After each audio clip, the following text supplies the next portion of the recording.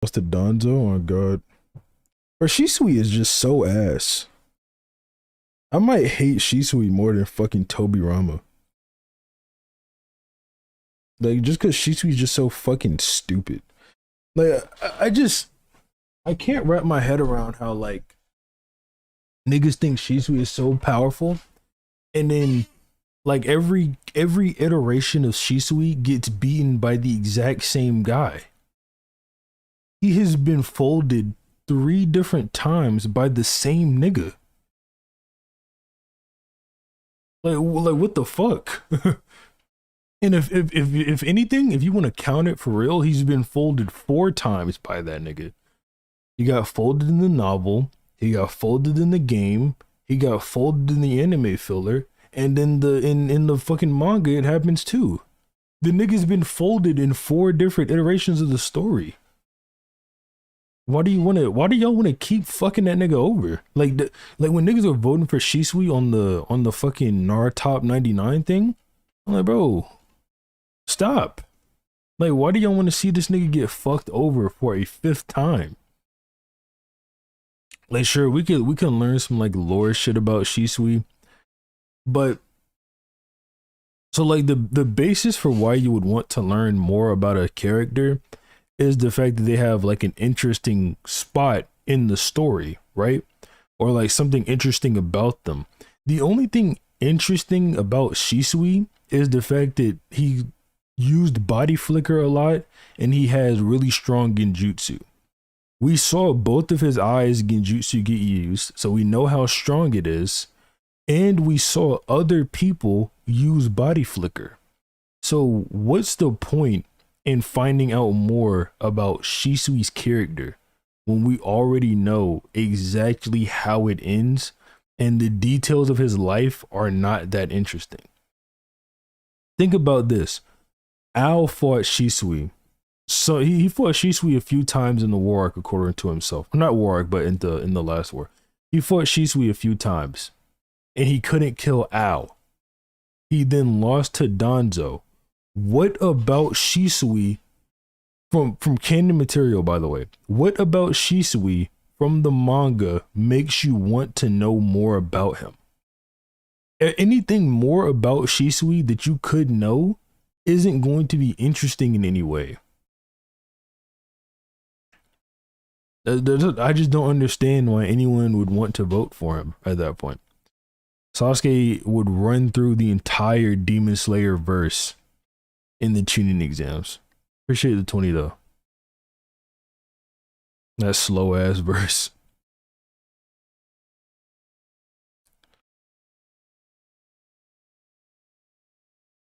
Jiraiya versus Orochimaru is a video I kind of want to do.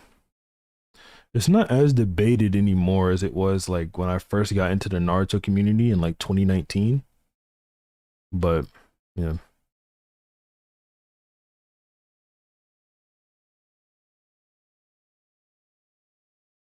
I voted Kimimaro. I mean, like Kimimaro, he's all right. It would be better if we knew how long this manga was going to be, because then it would sort of justify more places and whatnot. Like, okay, when it says that a character will be featured in a short manga, let's entertain the idea that that means that the character is going to get their own like volume level thing.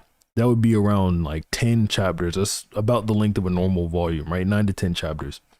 It was around 9 to 10 chapters. I obviously want a story about either Minato or Sakumo. Those are the people we know the least about, or Madara. Those are the people we know the least about that it would be interesting to know more about. Because Madara is tied to a point in time where we get to see very little, and when we do get to see it, it's mainly focused on just him and Hashirama. So we also don't know about Madara's Mangekyo abilities or his brother's Mangekyo abilities. We know him and Hashirama fought a lot, but we don't know what those battles consisted of. We just know that they were like giant war arc stage type battles that would go on. We know that if one clan was to hire the Senju guards, the other clan would hire the Uchiha's guards. That's enough to warrant a volume worth of storytelling. And then Sakumo is supposedly like Sanin level, but we don't even know a jutsu that Sakumo has ever used. He's interesting enough just being about Sanin level that we can get more info on him and it be like cool and fine. Because if I remember correctly, he died prior to the third war. And the Sanin were the heroes of the second war, right? And his name's never mentioned there. So that means that his like claim to fame came in between the second and third war, and between war periods or without a war going on, he managed to get up to Sanin level. So I want to know about this guy because from the sound of it, he had more potential than Kakashi.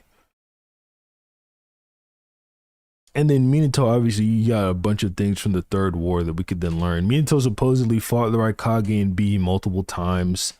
He was apparently using tons of sealing jutsu in those encounters. Hold up, I'm getting donations. Who's better at water release, Tobirama versus Kisame? Uh, Kisame has better showings with it, but I wouldn't be surprised if Tobirama was better overall. Ooh, would you be willing to watch a vid about how Yamcha's the most shafted DBZ character? 20 minutes. Bro, I'm not gonna lie, I would tax hella for that video. So, I mean, I'd be willing to watch it, but I would tax hella for that. I don't really want to. Um,